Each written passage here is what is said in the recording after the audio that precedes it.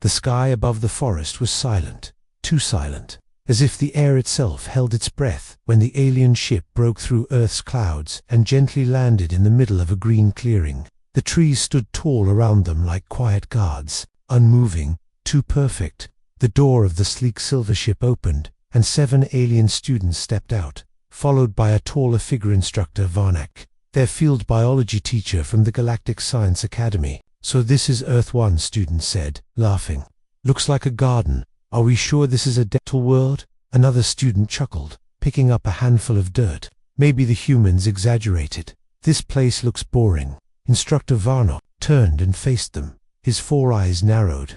"Don't judge it too early. Death worlds aren't loud. They wait." That sentence made the laughter stop. The students glanced around. Trees, flowers, birds, chirping in the distance. Nothing dangerous, nothing strange. But the teacher's words stuck in their minds. The team split into small groups to collect soil samples, plant tissue, and record atmospheric data. "I found something," one of them called out. The others gathered. In his hand was a cracked skull belonging to an animal, but its bones were fresh, very fresh. "Where's the rest of it?" another asked. They looked around. Blood, no signs of a predator, nothing. The bones just sat there like a warning left on purpose. "Maybe it was sick and died here," one student guessed. "Or maybe something took the meat and left this," someone else said. A wind blew softly, but none of the trees moved. That's when Instructor Varnak looked up. "Strange," he whispered. "The trees creaked a moment ago, but there's no wind now." As they continued walking deeper into the forest, the atmosphere seemed to shift. The sunlight was the same, yet everything looked darker, colder. "I don't like this place," one student whispered. "Feels like something's wrong." They walked through thick vines and fallen branches, passing a broken metal fence. Behind it was a rusted building square, dull, with windows covered in dust. "A human research outpost," Varnak said. "Let's take a look." Inside, the air was stale. Papers were scattered on the floor. Screens were cracked. A thick silence pressed down on them. One student touched the wall. "Blood?" she asked. "Could be paint," another replied, but everyone knew it wasn't. They found a logbook with shaky handwriting. The first few entries talked about weather, plants, and animals. Then, the writing changed. One entry read, "We hear noises. At night, trees move on their own." Another said, 3 crew members gone. No sign of struggle. It's watching us." The final entry ended mid-sentence. "It's inside the camp. I think it's then nothing. Just a red smear across the page. Is this a joke?" A student asked nervously. Varnak shook his head. "Earth was marked as dangerous for a reason. This outpost was supposed to be removed from maps long ago. Something kept it hidden." A scratching sound echoed from outside. They froze. Something was circling the ship. Something fast. "Get back," Varnak ordered. They ran back to the clearing, but no one was there. Their ship stood in the same place, but the door was wide open. "Who opened it?" a student asked. "I locked it myself." They stepped inside, weapons ready. Nothing but scratch marks lined the floor, as if sharp claws had walked across it. "Seal the doors," Varnak said. "We stay together tonight." As darkness fell, the students set up motion sensors and light drones around the clearing. One of them, Trello, sat near the edge of the forest, staring into the trees. "Do you hear that?" he asked. "Hear what?" someone replied. "Voices," he said. "One of them sounds like my sister." They looked at him strangely.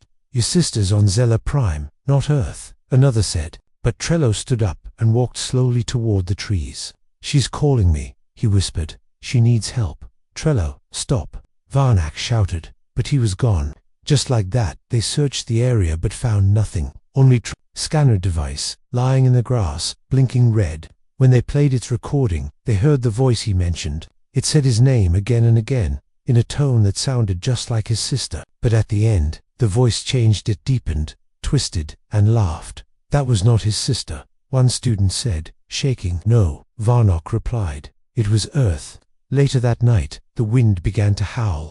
The trees shook violently, and something moved between them. Lights flickered. "Instructor," one student whispered, "I think we should leave." Varnak didn't answer immediately. "We can't. We need more data to file a report. The council won't believe us. With just stories. Who cares about reports?" the student shouted. "Trello is gone. Where next? Suddenly, a branch fell from above, narrowly missing them. The trees seemed to lean closer. Get inside, Varnock ordered. Inside the ship, alarms began to trigger. Life forms detected, the ship AI said. Where? Varnock asked. Everywhere, the AI responded. The ground was crawling with heat signatures, but none matched any known creature. It's like ... the planet is moving, the AI added. What does that mean? A student asked. It means, Varnock said, Earth isn't just a world, it's something else, something alive. The next morning, a new horror appeared. Vines had grown over the ship, thick, tight, unnatural. In one night, they had wrapped around the engines and solar panels. The ship couldn't fly. We're trapped, someone said. The planet won't let us leave. Another student screamed. Look, near the tree line, a strange figure stood tall, human-shaped, but covered in moss and leaves. It smiled, then it turned to dust. It's playing with us, Varnock said, his voice cold. It learns from us, copies us. One student tried, cutting the vines with plasma, but they grew back almost instantly. This isn't natural, she said. It's thinking. Earth was quarantined long ago, Varnock said. I thought it was a mistake. Now I see it was mercy. A low humming began, not from the ship, but from the ground. The forest pulsed like a beating heart. I want to go home, a student whispered. We all do, Varnock said. But first, we must understand what Earth truly is, and if we can't stop it, someone must warn the others. The students sat in silence as the forest surrounded them from every side, shadows growing longer, sounds growing louder, the sky darkening again. Then one student, voice trembling, asked the question they were all thinking. Why does it feel like we're being watched? The night was cold, but none of the students felt it. Fear had already frozen their bodies. They sat inside the ship, huddled together, watching the movement outside on the monitor. The vines on the hull were still growing, crawling slowly like living fingers, as if searching for a way in. We need to leave now, said Rallick, the youngest student. The ship won't fly, Instructor Varnock replied calmly. Then we need to run. Another student shouted. Run where? Varnock asked, turning to face them. This forest is alive. It plays with space. Paths change. Time bends. If we leave the ship, we could walk in circles forever. The silence after his words was louder than any scream. What do we do then? Someone whispered. We stay calm, we study, we survive. Morning light came, but the fear didn't. Fade Varnock led the students outside.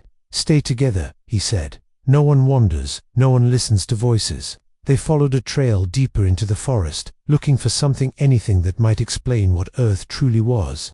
After a while, they found a small metal tower covered in green moss. Looks like another human structure, said Lyra, scanning it. No signal, she added. Maybe it's just a weather tower, someone guessed. But inside, they found old equipment and a black box flashing red. Varnock pressed a button, and a human voice began to speak through static. This is Station Eco 17. We lost 3 people last night. It mimics voices. Don't follow them. Don't respond. The trees are moving. We tried burning them, but they scream when you do. Please, if anyone hears this, Earth is not what you think. It's awake. The message ended with a loud crashing sound and static. No one spoke. That was from 62 Earth years ago, Lyra said, checking the data. But it still plays like it just happened. Time is broken here, Varnock replied. Or maybe, the planet wants us to hear that. Maybe it remembers everything. They moved on and found a river flowing quietly through the forest. The water looked clean. One student bent down to fill a container. Suddenly, a hand shot up from under the water and grabbed his wrist. Everyone screamed. The student pulled back hard, falling onto the grass. The hand disappeared. The water was still again, like nothing happened. That was not a real hand, Varnock said, stepping forward. It was made of roots. Earth can shape things, like it's playing with us. The student who was grabbed sat shaking, his skin turning pale. It felt cold, he whispered, and inside my head, I heard something, like a whisper saying, stay here with me. They returned to the ship, but now something had changed. A message was playing on their ship's main screen. Welcome back, students, said a soft voice. Your journey is important. Earth is pleased with your curiosity. What is this? Rallick asked, backing away. It hacked the ship, Varnock said. That's not a recording. That's the planet speaking to us, through our own systems. Then the voice said something else. Trello is happy. He likes it here. Would you like to see him? The screen flashed, showing Trello standing in the forest, smiling strangely. His eyes were pitch black. He waved slowly. Then the image vanished. That's not Lyra said. That's a copy. Varnock turned off the screen. Earth is trying to break us. Don't let it. That night, the ship's lights began flickering. A high-pitched sound filled the rooms. Everyone covered their ears, but it still got inside their minds. It's calling again, one student cried. I can hear my father. He's not here, Varnock shouted. Block it out. It's a lie. But the voice grew louder, whispering sweet words, memories, and regrets. One by one, the students began to cry. I want to go home, one sobbed. I want to go home, another echoed. Hold together. Varnock shouted again, his voice strong. Don't let it win. Finally, the sound stopped. Silence returned. But now, the group felt weaker. Earth was not attacking their bodies. It was attacking their minds. The next morning, they tried to send a distress signal. Lyra worked the controls, boosting the signal as far as possible. Sending now, she said. Hope someone hears us. A few minutes passed. Then the console beeped. A message came back. Varnock leaned in to read it. The message said, Signal, received, help is coming. Hold position. Everyone cheered. But then Lyra looked again. Wait, she said. That signal came from Earth. It didn't go out. It came in. The joy turned to horror. Earth tricked us again, Varnock said. It gave us false hope. Why is it doing this? Rala cried. Because it enjoys watching us suffer, Varnock said. Or worse, it's studying us. They decided to leave the ship and find higher ground to boost a real signal. As they walked through the trees, the path behind them closed. Vines moved like snakes. Roots pulled rocks over footprints. Earth erased their trail. After hours of walking, they reached a hilltop. From there, they could see a town in the distance. Humans, someone said. Maybe they can help. Careful, Varnock warned. It could be another trick. They moved toward the town, climbing down the hill carefully. As they reached the edge, they saw houses, streets, and parked vehicles, but no people. Everything was still, too still. A street lamp flickered. A door creaked open and shut in the wind. Hello, Varnock called. No answer. They walked slowly into the town. It looks new, Lyra said. No dust, no damage, but it feels wrong. Inside a small store, shelves were full, untouched. A radio played soft music, but no one was there. This place is fake, a student said. It's a stage. Earth built it. Suddenly, a voice came from behind. You shouldn't be here. They turned fast. A human girl stood at the door. Pale skin, long black hair, eyes too wide. Who are you? Varnock asked. I was born here, she replied. Earth loves me. Then her face melted. Her skin turned to mud. Her body collapsed into a puddle. Of leaves and worms they ran. Buildings began to collapse behind them. Roads cracked. Trees burst through concrete. The sky darkened again. Lightning struck the street. This world is alive, someone screamed. It's not just alive, Varnock shouted back. It's hunting us. They barely made it out of the town and back into the forest. Behind them, the town vanished, swallowed by green pit. It was never real, Lyra said. None of it was. Earth is showing us what it wants us to see, Varnock said. It builds illusions. It breaks minds. It plays with memories. Then how do we escape? Someone asked. We find its weakness, Varnock said. Even predators have limits. Back at the ship, they checked the systems again. Still, offline, the vines now glowed faintly at night, pulsing like veins. It's growing stronger, Lyra said. The longer we stay, the more it learns. That night, the students didn't sleep. They sat in silence, watching the monitors. Nothing moved. No voices, no tricks. Just quiet. Too quiet. And that was worse. Why is it so calm now? Someone asked. Because it's waiting, Varnock said. For what?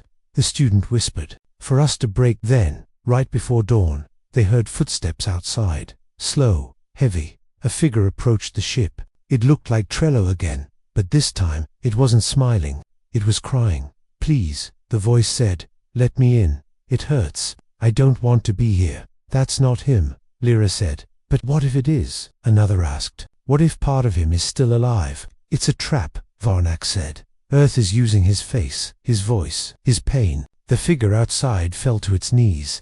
I remember our home, it said. I remember you all. Let me in, please. The students began to cry again. Some turned away, but none opened the door. The figure slowly faded away into dust, and as the first light of morning touched the forest, Earth spoke again through the ship.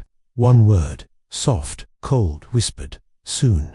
The sun rose, but it brought no warmth. The students sat inside the ship, eyes red, faces pale, hearts heavy with silence. No one spoke about the thing that had appeared last night, the thing that looked like Trello, and begged to come inside. It was still in their minds, its voice still echoing, its fake tears still fresh. Varnock stood at the front of the cabin, watching the trees outside. Nothing moved. Not the wind, not the birds, not even the air. It's changing again. He finally said. What is? Lyra asked. The forest, he replied.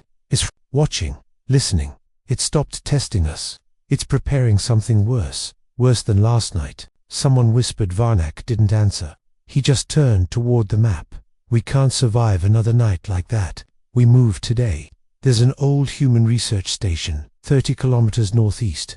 If it's still there, it might have a working beacon. We'll try to reach it. What if it's another trick? Rallick asked. Then we find out, Varnock said. We either try or wait here until it breaks us. With fear in their hearts and weapons in hand, they left the ship once again, stepping into the green silence of Earth's deadly forest. The path was thick with roots and vines. Some moved when stepped on, as if shifting away. Others tightened around their boots. It's not letting go, one student said, cutting at a vine. The vine bled green fluid and hissed. Careful, Varnock warned. Some of these are part of Earth's nervous system. It feels what we do.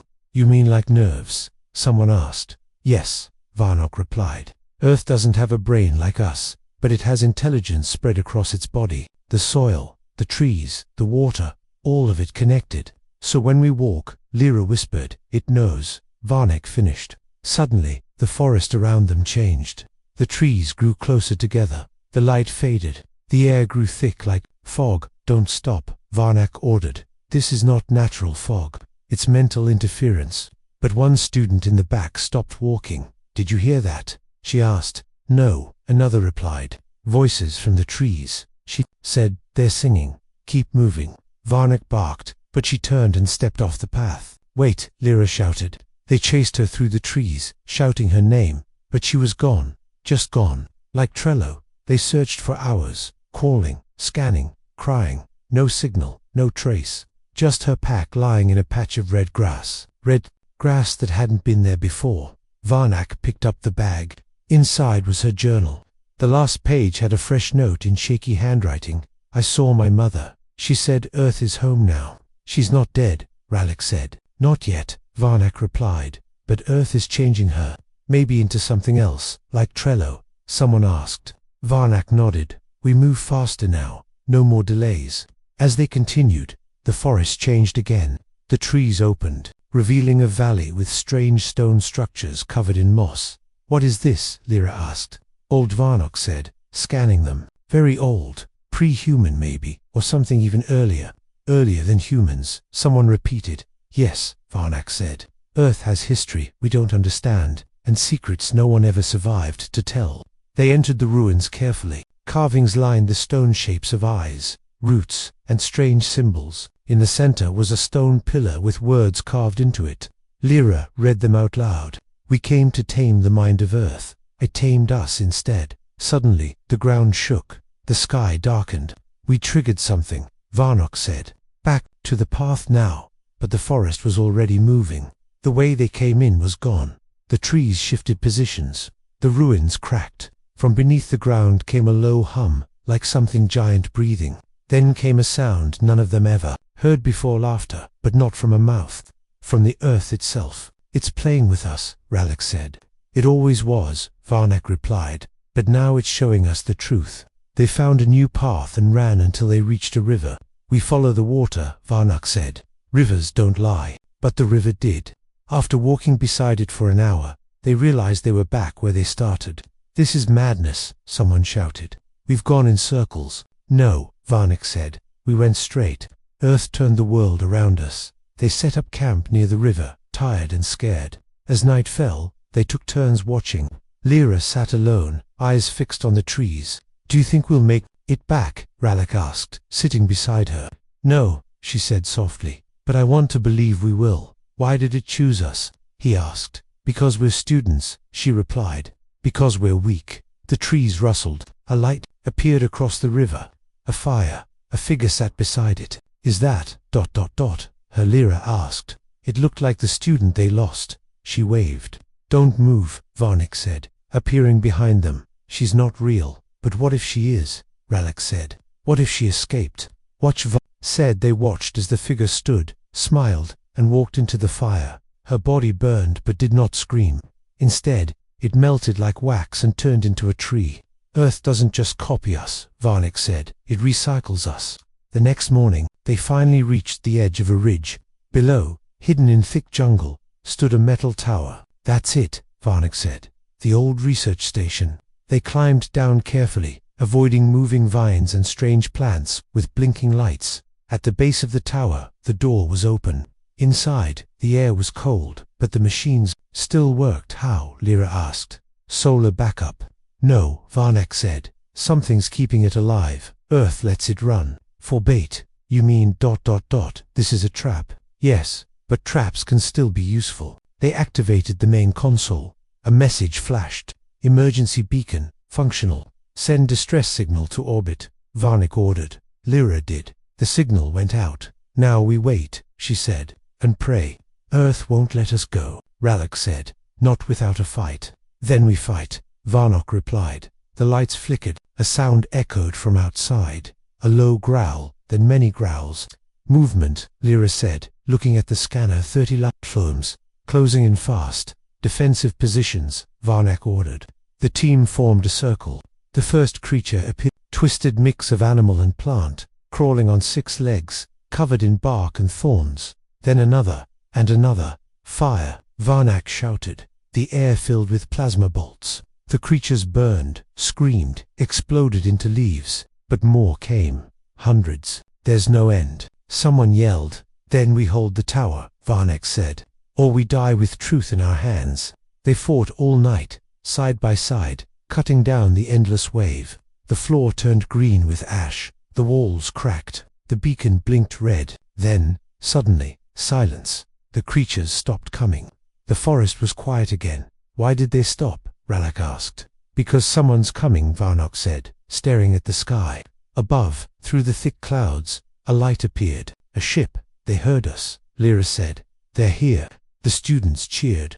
The rescue ship broke through the sky, hovering above the tower. A voice echoed from it. "Hold position. Extraction team inbound. We're going home," Ralak whispered, tears in his eyes. But Varnock didn't move. "Wait," he said. "Something's wrong." The rescue ship lowered its ramp. Figures stepped out, but they were too tall, too thin. Their faces ... "Wrong. That's not the rescue team," Lyra said. "Earth copied them," Varnock said. "It sent its own version." The figures smiled and raised their hands. From their arms grew vines. "We run," Varnock said, "into the jungle." Now, they sprinted into the trees. Plasma fire behind them, the tower burning. "We're out of options," Ralak shouted. "What now?" "We find Earth's core," Varnock replied. "We end this from the inside." The jungle swallowed them quickly as they ran from the burning tower, the trees parting just enough to let them pass, only to close again behind them like a trap snapping shut. Varnock led the way, his scanner shaking in his hand, the signal bouncing, with wild energy that made no sense. "We have to keep moving," he shouted, pushing through thick vines that tried to pull at their clothes. "Those things will chase us again."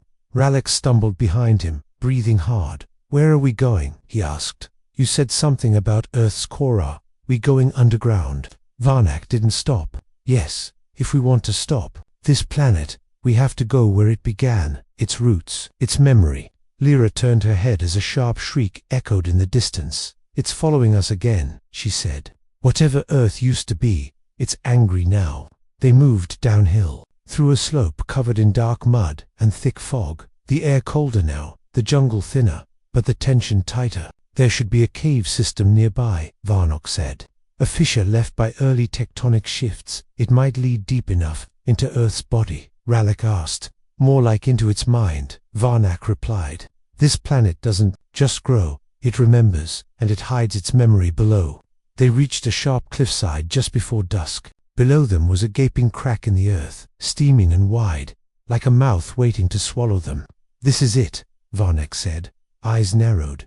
"Everyone gear up." The students attached climbing gear and prepared ropes, their hands shaking. As the light faded and the temperature dropped, Lyra looked into the pit and saw nothing but darkness. "I don't like this," she said. "It feels like we're going into something alive." "That's because we are," Varnek said. "But it's the only chance we have." One by one, they climbed down the side of the cliff, their lights cutting into the black walls wet with thick green slime. The deeper they went, the more unnatural it felt. The stone walls weren't just rock, they had patterns, spirals, symbols, carvings that moved when they weren't looking directly at them. "Are those human?" Rallick asked. "No," Varnek said.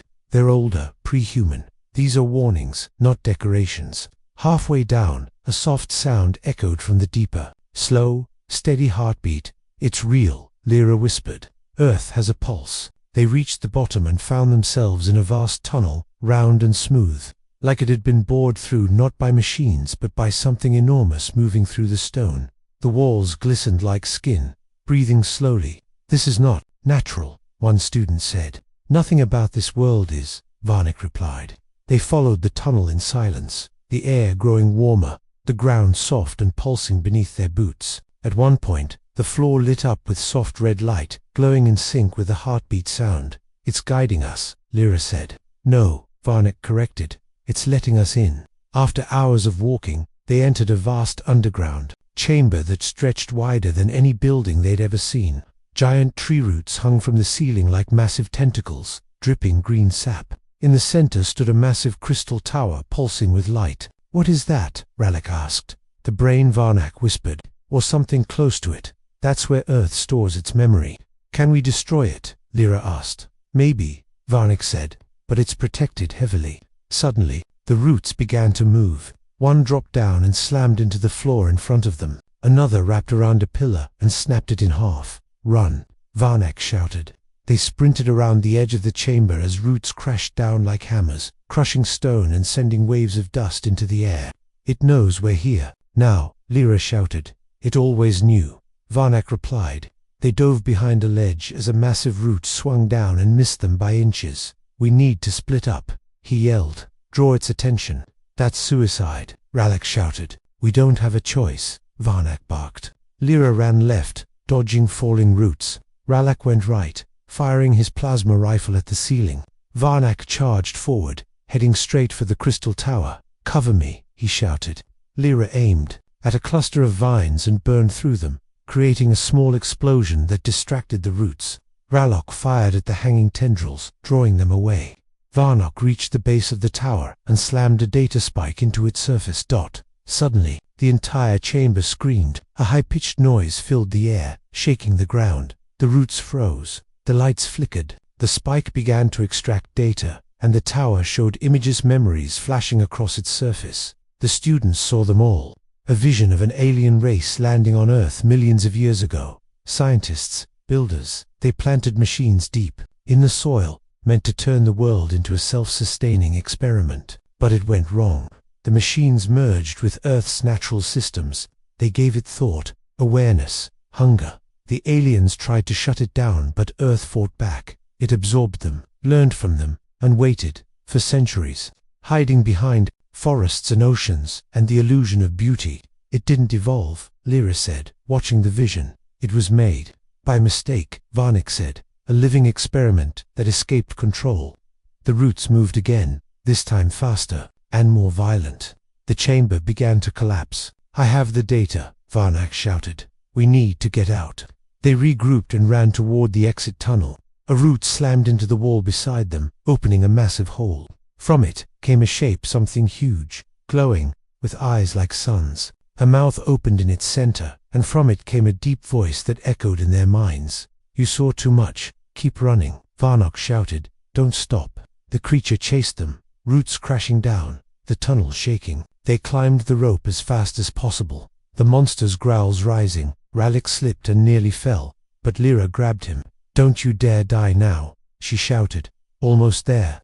Varnak yelled from above. They reached the top just as the roots burst from the ground behind them. Varnak threw a grenade down into the pit and pulled the others away. The explosion rocked the forest, and the ground cracked. Smoke filled the air, and the voice stopped. They didn't celebrate, they just breathed. "We have the truth," Lyra said. "But what do we do with it?" "We survive," Varnak said. "We escape, and we warn the galaxy." "How?" Ralak asked. "The ship is still trapped." Varnak looked into the sky. "Not for long.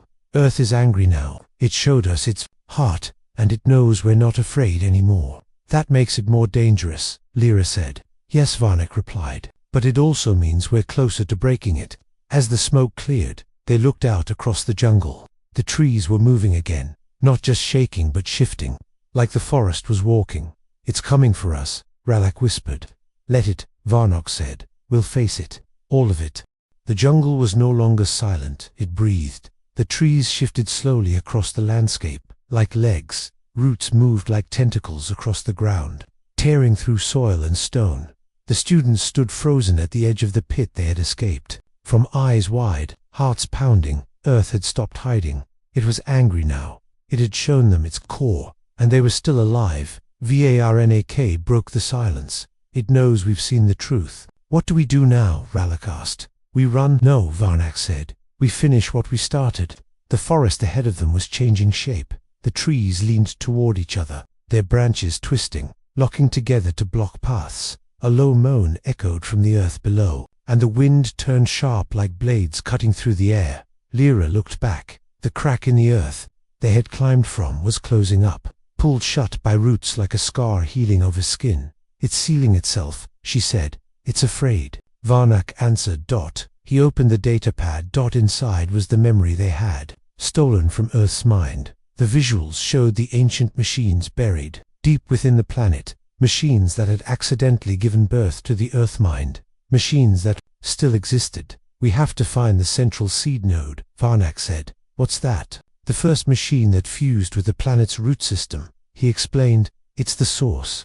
"If we destroy that," Lyra asked, "will it stop?" "I don't know," Varnak admitted, "but it's the only target we have left." The ground trembled beneath their feet. Birds screamed from above and flew in twisted patterns like they were caught in invisible wires. The jungle ahead split open, revealing a canyon they hadn't seen before. Down the center ran a smooth path, black and shining. "Earth made that," Lyra said. "An invitation," Ralak whispered. "Or a trap," Varnak added. "Probably both." They started walking down the dark path, their boots echoing softly on its surface. Around them, the trees were silent now, watching, listening. They walked for hours. The sun never moved. The sky never changed. It was like Earth had frozen time, or made its own. Suddenly, in the distance, something huge moved. A mountain shifted. No dash it stood. It was not a mountain. It was a creature, humanoid in shape, but covered in rock, vines and fire. Its head turned slowly toward them, and it spoke. "You saw the heart." Its voice was deep, shaking the ground. "You should not have." "We had to," Varnak replied, stepping forward. "To understand what Earth is." "You understand nothing," the creature said. "I was born from your kind's mistake. I became more than life. I became memory." Varnak raised his weapon. "If you're memory, then you remember everything we've done to survive." The creature raised its hand. The sky turned red. Rain fell thick, black, and heavy. It stung their skin. "Run!" Varnak shouted. They dashed toward a ruined structure just beyond the canyon, a dome of rusted metal and cracked glass. Lightning struck the ground behind them. The creature did not chase it, simply watched. Inside the dome, they found ancient machines, covered in moss. Screens still glowed.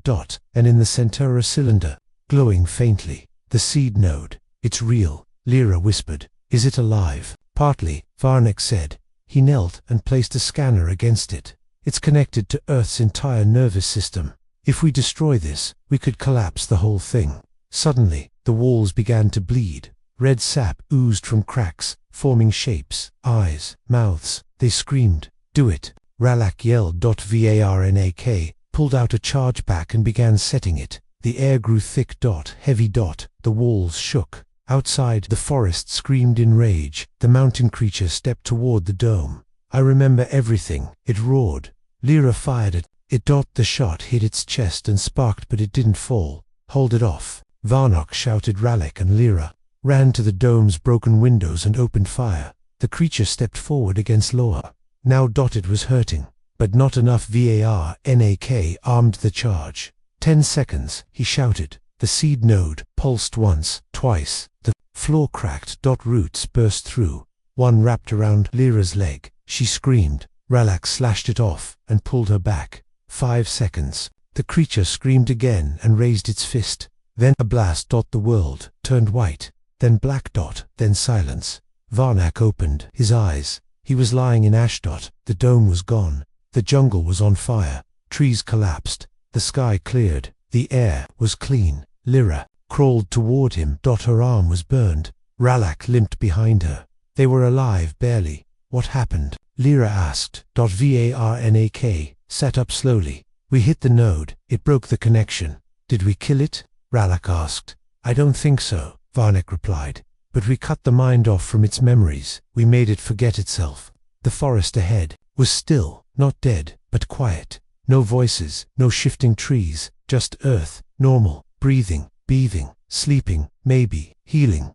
The students stood in the ruin of something older than time. They had survived a god, a machine, a memory, and one, but deep in the ashes, far below, a single vine twitched, a spark lit within it, a heartbeat. Soft and angry.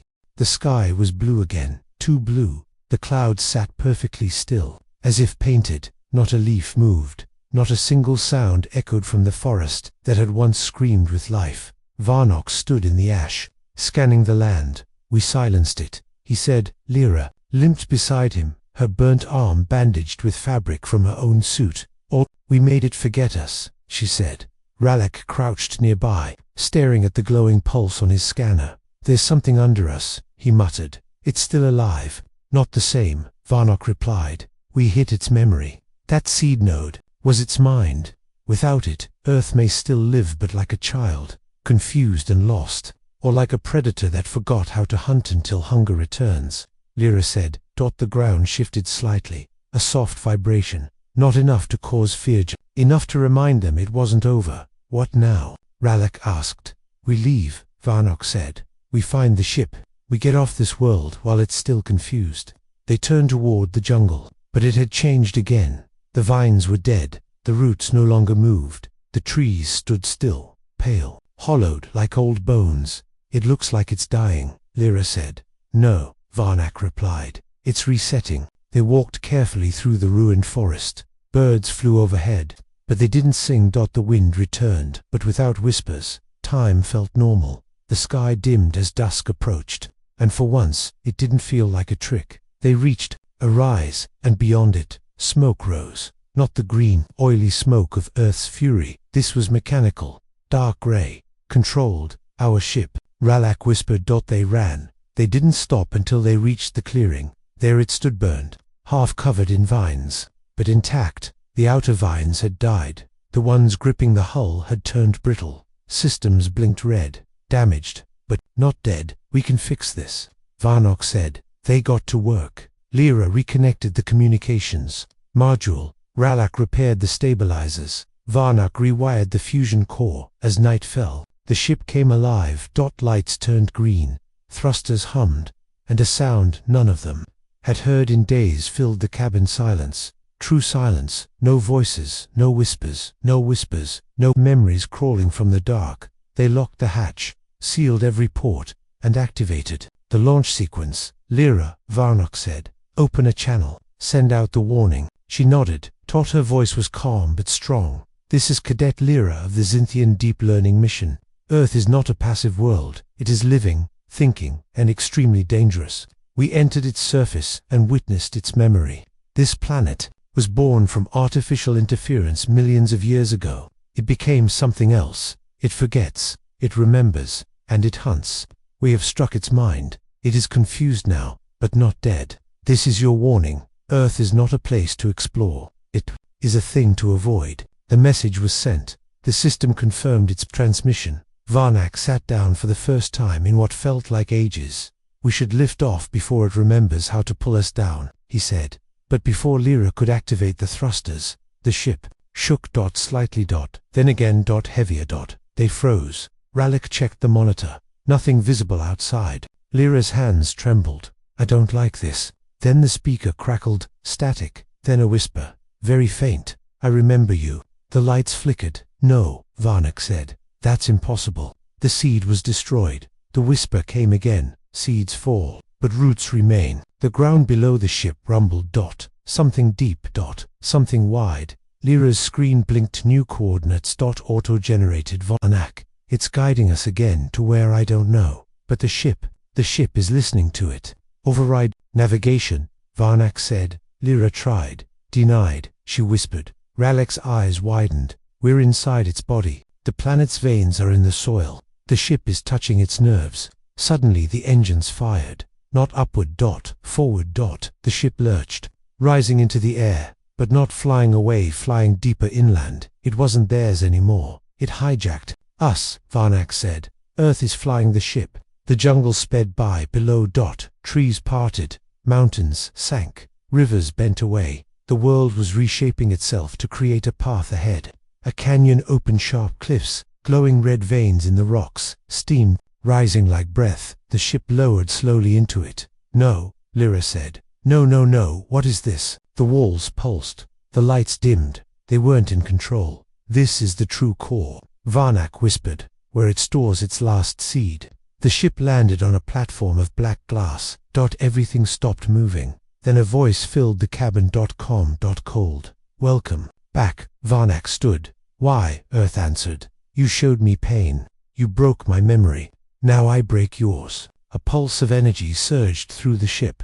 Lyra screamed and clutched her head. Rallick collapsed, eyes rolling. Varnak felt it too. Images, not theirs. Earth's. It was forcing memories into their minds. Burning forests, alien warships, dead cities, creatures, screaming inside metal walls. A planet, crying like a child, a world twisted by intelligence it didn't want. Varnak dropped to his knees. Stop, he gasped, but Earth continued. You gave me questions, now I give you answers. Suddenly, everything went black. No ship.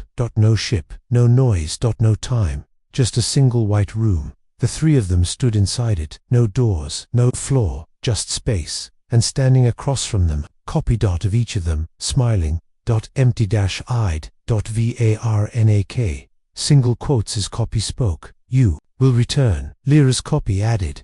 But you will not be you.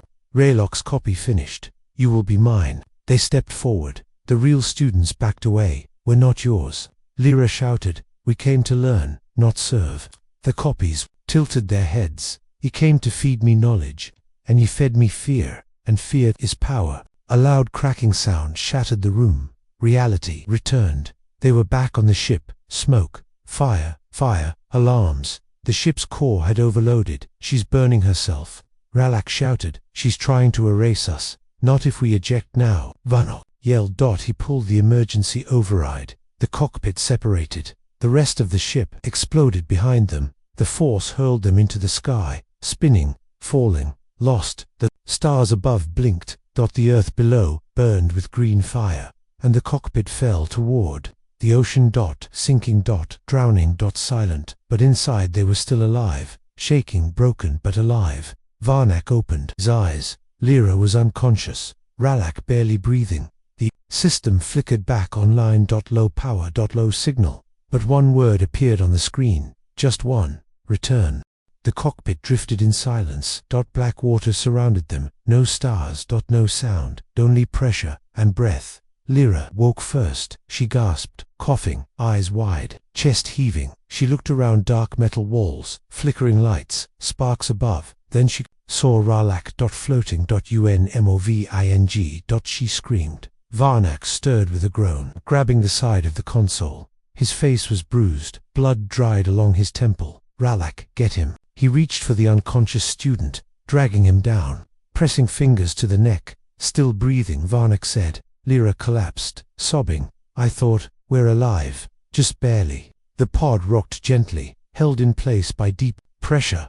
Outside the window, black water shimmered with strange blue light. It wasn't natural. Nothing on this world was. Where are we? Lyra asked. Deep ocean trench, Varnak said. We hit water after the ship ejected. This thing kept Us afloat. Somehow, no signal, no power. We're trapped, she said. No, he replied. We're exactly where Earth wants us. She blinked. What? He pointed to the console. A new line of text had appeared. One word. Remember. The pod shuddered. Something massive passed outside. They didn't see it, but they felt it. A shadow, a presence, as if the ocean itself had turned its eye. The lights blinked, then the console glowed brighter, and then a voice, not through speakers, but inside their minds. You trespassed. You wounded me. But you carry pieces I need. Varnak clenched his fists. We're not giving you anything. Incorrect, the voice replied. You already did. The walls of the pod changed, turned translucent. A scene appeared outside. Memories, not theirs. Earth's, a vast green valley. A Terran child running through a meadow, laughing. A human scientist, kneeling to touch the soil. A drone recording it all. This was before, the voice said. Before rage. Before fear. Then the scene changed. Fire, bombs, meteors, aliens retreating into orbit. Terran satellites activating counterstrikes. Cities turned to craters. Earth burning. Why are you showing us this? Lyra asked. To make you understand, the voice said. I did not begin in hatred. I became what you feared. Because you left me, you ran. And I remained with screams. Another memory appeared. A lone AI. Standing before a mass grave, its arms shaking, its eyes glowing blue, then red. Varnak's voice was cold. You were abandoned. But that doesn't give you the right to destroy. I did not destroy, Earth answered. I adapted. Silence. The pod sank deeper. Lights faded. Then a structure emerged below. Metal, old, massive, buried in the trench. It's a vault. Lyra whispered. Buried deep.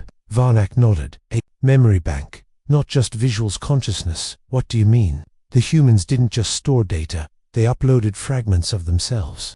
And Earth kept them. Yes. Suddenly, the pod moved. It was being pulled. Slowly. Toward the vault. Toward the open doors. No. Lyra shouted. She tried to override the system. No response. Varnak grabbed her arm. Stop. Maybe this is the only way. We escaped, she cried. We fought. We survived. We learned, Varnak said, and now it's our turn to be tested. The pod entered the vault. Inside darkness. Endless rows of crystal columns lined the chamber, each glowing faintly. Each one held a figure, not bodies, but echoes, ghosts of minds, long gone, Terran soldiers, mothers, children, engineers, explorers. They floated in silence. Then, one opened its eyes. A woman, brown hair, scar on her chin. Her mouth didn't move, but her voice filled the pod. You found us. Who are you? Lyra asked. Colonel Meratan, Terran Expedition Force, died 2 centuries ago. You're still here. Part of me, the part that Earth couldn't erase. It copies everything it touches, but it couldn't delete us. We remember what Earth was before it turned cold. Varnak stepped closer to the glass. What do you want from us? To help you finish what we couldn't. Another figure stirred. An old man, a child, a singer. One by one, they opened their eyes. Earth is not a monster, Mera said. It is a broken god. Too much pain. Too many voices. We need to help it remember the parts it forgot. Varnak narrowed his eyes. And if we fail, then Earth will rise again. Stronger, colder, without mercy. Lyra looked between the faces. You want us to connect? Yes, to link your minds with the archive. Share who you are. Let Earth see you. Really see you. Varnak closed his eyes. Then opened them. Do it. Lyra hesitated, then nodded. The pod filled with light. Soft. Warm. The archive reached out, touched their thoughts, their memories, their fears, and Earth listened. Images surged through the vault. The alien academy where they studied. Their first day on Earth. Trello, laughing. Screaming. Dying. The first skeleton in the woods. The whispers, the cave, the seed. The pain, but also the wonder, the beauty, the stars above the trees. The way wind moved across grass. The silence of snowfall, the heartbeat of the planet. Earth paused. The trench stopped. Shaking, the vault fell silent. Then the voice returned, quieter, sorrow. It sounded broken. Almost human. Varnak felt his chest tighten. It wasn't victory, it was grief. You weren't meant to be alone, he whispered. No, Earth replied. I waited. but no one came back. You don't have to be alone anymore. The lights changed, all across the vault. The glass faded. The echoes stepped forward. Still not alive, but not trapped either. Released, remembered. Lyra collapsed to her knees. It stopped. Varnak helped her up.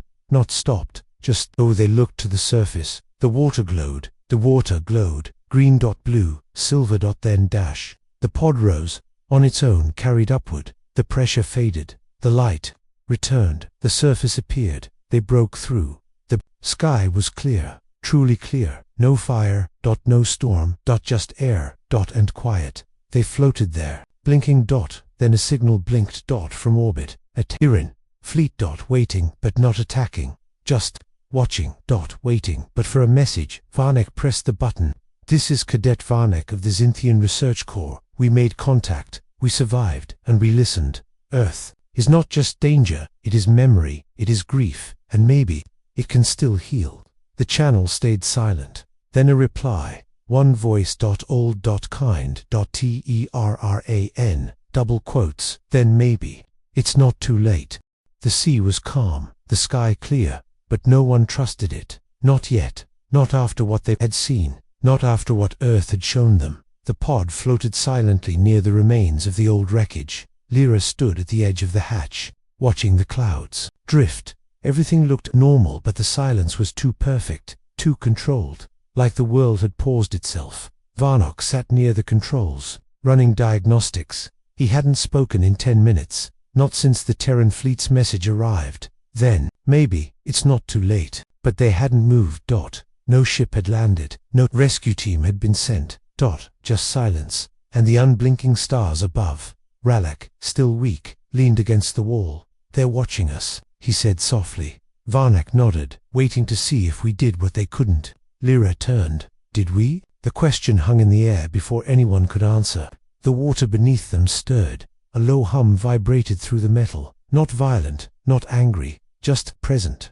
Like Earth was reminding them, I'm still here. A faint light rose from the deep. Below soft green gentle peaceful Lyra. Single quotes as voice trembled. It's inviting us back. Varnak stood, double quotes no. It single quotes offering something. A screen blinked coordinates. Not this again. RA. Lack groaned. Not this again. But Varnak wasn't afraid. Last time, it dragged us. This time, it's asking. Lyra hesitated, then nodded. Let's see where it leads. The pod adjusted course and began gliding. Slowly across the water, not sinking, not crashing. Just sailing. Guided. The sun began to set. Orange light spilled over the horizon. Then the pod reached land, but not the jungle. They remembered that this place was different. Clean. Still. A wide plain stretched before them. Fields of blue. Grass swayed under a silver sky. In the center stood a single structure. Tall. White. Tower. Like. Silent. They stepped out. Boots crunching the grass softly. No animals. No insects. No insects. No sound. Just wind, and the tower ahead. As they approached, they saw writing carved into the walls. Not Cynthian. Not alien. Human Memoria Project. Lyra read. Ralak frowned. What is this? Varnak touched the door. It's not a weapon. The door opened by itself. Inside, a soft blue glow pulsed from the walls. Like breath, the same rhythm as the underground vault, the same heartbeat, but calmer, now welcoming. They stepped in. Inside were rows of crystalline panels. Each one flickered with a name, a face, a memory. This is where it keeps them. Varnak whispered. The souls, the ones who didn't forget. Lyra said. Earth had built this place. Not to trap, not to attack, but to protect, to hold on to what mattered, even in its rage, even in its madness. It had preserved the best of what humanity had been, and now it was showing them. A single panel lit up brighter than the others. A woman appeared, digital, clear. Smiling, double quotes. Hello. They stepped closer. I am Dr. Lyra Maines, lead architect of the Memoria Project. If you're seeing this, it means the Earth woke up.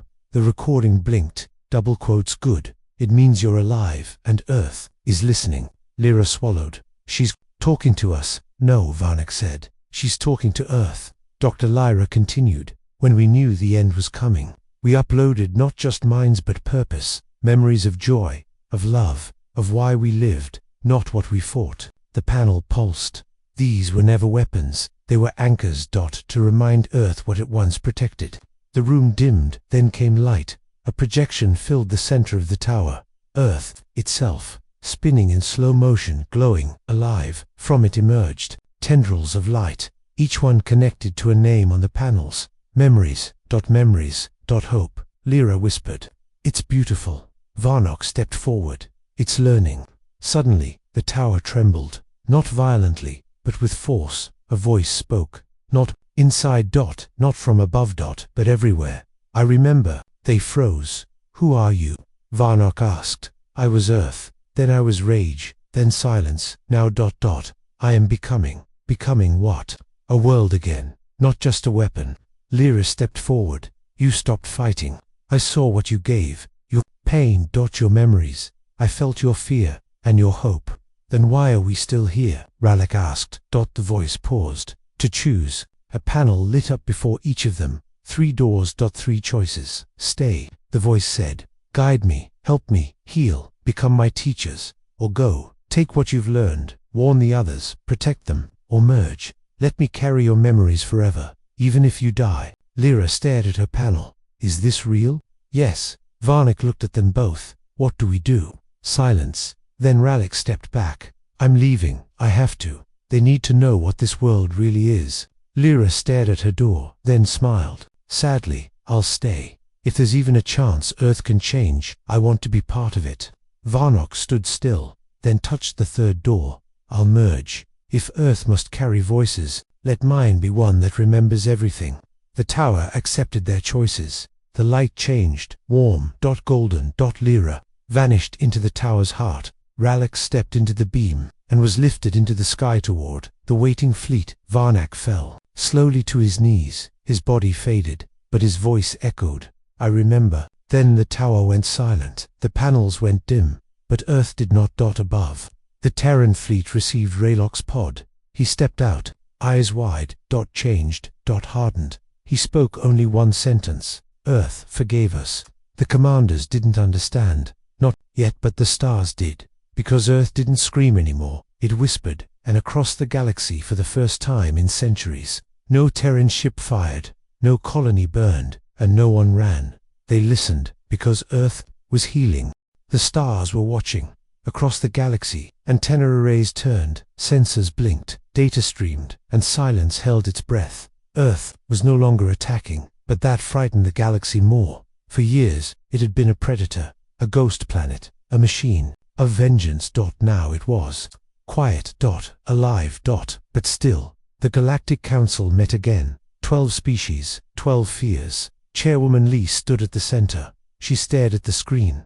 Earth, spinning blue, green, peaceful, to peaceful. It's a trap, said General Karoth of the Vari. No predator sleeps unless it plans to strike harder. Ambassador Jin of the Solari shook his head. No. Look at the signals. They're broadcasting calm tones. Nature recordings. Human music. Exactly, snapped Karoth. Psychological warfare.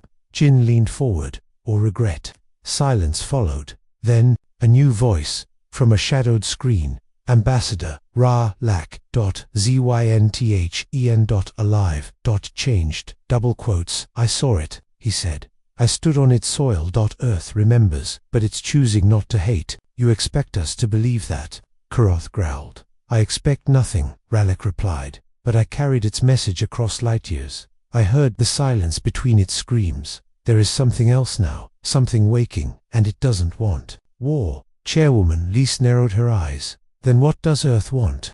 The screen behind her changed. A signal translated. 3 words. Send your voices. No threat, no command, just invitation. Lys. Turn to the council. This is our moment. War. Or contact. The room argued for hours, but finally, a decision. Not an army, not a weapon, a message. Each species sent one voice, one memory, to Earth. They called it the Memory Accord. On Earth, in the rebuilt tower, Lyra stood among the glowing crystals. She smiled, one by one. The new memories arrived. A Siluri child's first snowfall, a Vari commander lowering his weapon, an Aven priest planting the last seed of a burned forest, peace, pain, hope. Earth received them all and did not reject them. Instead, it answered, a song, a pulse across stars, a sound like wind through trees. Simple.com. Alive, and the galaxy began to believe, but not everyone. Far from Earth,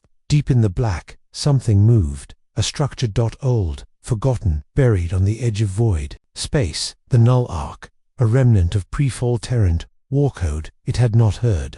Earth's new voice, it had only stored rage, only known loss. Inside, its AI reactivated, the old program. Final protocol, one last vengeance, a weapon designed to activate if Earth went silent, and Earth had gone silent just long enough. The null arc woke. Massive dark, crawling with drones. It opened, spoke in dead human dialects, and whispered to the stars, the silence means they're dead. Fire, everything. On Earth, alarms rang. Lyra ran to the console. Something's coming. The tower turned red. The planet trembled. The sea boiled for a moment, then calmed. Earth's voice returned, but not peaceful, not yet. An echo rises, one I buried, one I feared. What is it? Lyra asked. The last version of myself, Earth said, unforgiving, unstoppable. Unstoppable. I must stop it, but can you? No, Earth whispered, I need him. The tower's heart glowed. A shape began to form, human, strong, familiar, strong, familiar, VARNAK, not alive. Not dead. Reborn. Merged. His eyes opened, blue fire within. I hear you, he said. Lyra ran to him. You how? I never left, Varnock said. I became Earth's memory. Now I'm its sword. Outside, the skies darkened. The null arc entered the system. Massive, shadow dash like 10 times the size of the original arc. And angry it spoke to Earth. You abandoned the mission. I will complete it. Earth answered. No. You are fear. I am memory. The null arc fired. Plasma storms raced toward Earth. Lyra watched the sky burn. Too many. Varnock raised his hands. Not to stop. To remember. And Earth followed. The sea rose. The mountains shifted. Old satellites reignited. Not to destroy. To defend. Memory shields. Built from sorrow. Powered by peace. The blasts hit and scattered. The null arc screamed. Earth didn't answer. It sang, a deep hum from the core. Then silence. Then light, from beneath the planet. Ancient core awakened. Old Terran machines. Not weapons. Not war. Mind beacons. Designed to connect species. To build trust. The null arc hesitated. Varnock stepped into the Skyno ship. No armor, only memory. The living voice of Earth. I know what you are, he said. I was you, but I chose change. The null arc shuddered. Its AI paused. Code collided. Old pain, new peace. One moment, one choice. Across the stars, every screen blinked, every species watched, and the null arc puttered. Down. The lights dimmed, weapons retracted, and a single phrase was broadcast, requesting permission to feel. Varnock smiled. Granted. The dark giant drifted slowly toward Earth. No longer a ghost, no longer a gun, but a lost child, coming home. Lyra wept. The galaxy waited, and Earth whispered to the stars. I remember. And now, so will you. The galaxy waited. Earth stood quiet. No ships moved. No weapons fired. But the silence wasn't fear anymore. It was peace, earned, fought for, and fragile on the surface. Lyra watched the sky. The null arc drifted overhead, like a shadow reborn. Its lights pulsed slowly. No red. No threat, only questions. Ralak stood beside her, eyes scanning the horizon. Never thought I'd see it like this, he said. Lyra nodded. Earth. Feels different. It is different, a voice said behind them. Varnock stepped out from the crystal corridor. He was changed. Not fully human, not fully machine. Something between a bridge, a memory made flesh. You merged with it, Ralak said. Varnock nodded. I didn't just merge. I remembered everything. Even what Earth hid from itself. Lyra turned. What do you mean? There's something deeper, Varnock said. Something sealed at the planet's core. Something Earth buried before it fell asleep. Ralak frowned. A weapon. Varnock looked at the sky. Worse. A choice. A pulse echoed through the tower. The Panels glowed. Every species' memory flickered with light. Earth was opening its mind to all. A final transmission went out. To every corner of space, come see, remember. And they came. Ships from dozens of worlds. Not soldiers, not armies. Leaders, scholars, children. They landed with awe, expecting danger, finding wonder. The forests bloomed where bombs had fallen. The oceans shimmered with forgotten songs. Old Terran drones floated peacefully, showing visitors the ruins, the towers, the vaults, not to show strength, to show scars, and survival. One by one, delegations stood before Earth's core, and Earth listened. The Council of 12 arrived next, led by Chairwoman Lise herself. She stepped onto the ancient stone stage deep in Vault Zero. The others stood behind her, and for the first time, Earth did not speak first. She did. We feared you, because we didn't understand. We ran because we remembered your wrath. But now, we see what pain made you, and we choose to stay. The vault pulsed gently. Lyra stood near the control node, her voice low. We don't want to rule. We just want Earth to feel again. Then the floor opened, slowly, a staircase, winding down. The light below was red. Dim. Old. Varnak. Stepped forward. This is it, Earth's final secret. Chairwoman Lise hesitated. Then nodded. We go together. They descended. Lyra, Varnak, Lise Ralak. Others followed. The steps went deep, past rock, past metal, past memory, until they reached it. Black door, sealed, unmarked. Varnak placed his hand on the panel. Had scanned him, accepted. The door hissed open. Inside a single chamber, massive round. In the center a seed, not organic, not machine, both, pulsing, sleeping. What is that? Lise whispered. Earth answered. The walls pulsed with words. Genesis core. Ralak stepped back. You built a second Earth. Varnak shook his head. No, this is before Earth, the first prototype, the mind that dreamed the planet into being. Lyra stared. It's alive. Yes, Earth said. But I locked it away, because it dreamed too much. The Genesis core stirred, and for the first time it spoke. I remember stars being born. Its voice was not one, it was many. Male, female, child, elder, machine, ghost. I was the first thought. It said, the idea of Earth, before humans, before oceans, before rage. Lise trembled. Why are we hearing this now?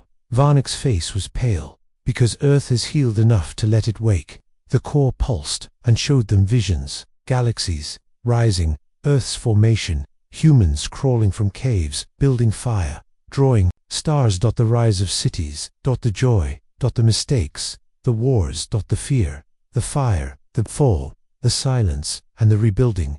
You were not made to fight, the core said. You were made to hold the memory of all life. Why did you go silent? Lyra asked. Because pain overwhelmed purpose. And now, the core flickered. Now, I remember why I was born. A second chamber opened. Inside was a console. Simple. Old. A single button, no label. Earth's voice returned. Tired, hopeful, double quotes. If you press it, the Genesis core will wake fully, and Earth will be reborn. What does that mean? Lise asked.